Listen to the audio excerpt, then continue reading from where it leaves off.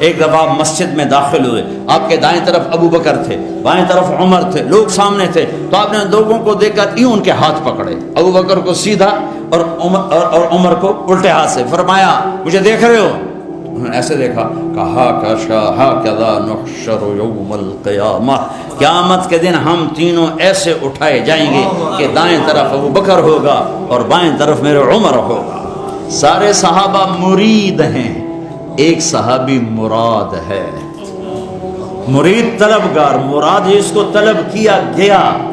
آپ نے کسی کو نہیں اللہ سے مانگا سوائے عمر کے، اے اللہ 2 عمر میں سے ایک دے دے، یا بن ہشام دے دے یا بن خطاب دے دے، اور مجھ سے پوچھتا ہے تو میں ابن خطاب مانگتا ہوں۔ آپ نے جمعہ کی رات جمعرات کی رات کو یہ دعا مانگی اور جمعرات کو عمر کلمہ پڑھ گئے۔ ہاں سارے مرید یہ مراد، اور سر مٹی میں۔ میدان عرفات میں میرے نبی نے فرمایا میرا اللہ میرے تمام صحابہ کو دیکھ کے خوش ہو رہا ہے اور عمر پہ خاص طور پہ خوش ہو رہا ہے۔ جنازہ اٹھا کے دروازے پہ لائے،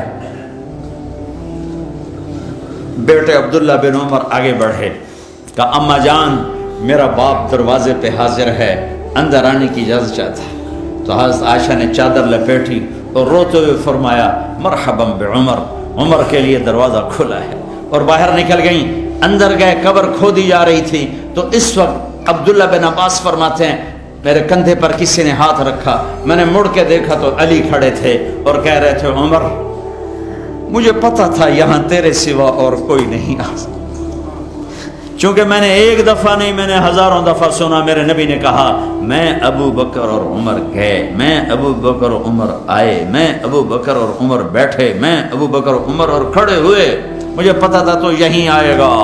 یہ اماں عائشہ کو یہ سعادت ہے کہ ان کے حجرے میں کائنات کے سب سردار آرام فرما رہے ہیں، اور دائیں بائیں ابو بکر اور عمر آرام فرما رہے ہیں۔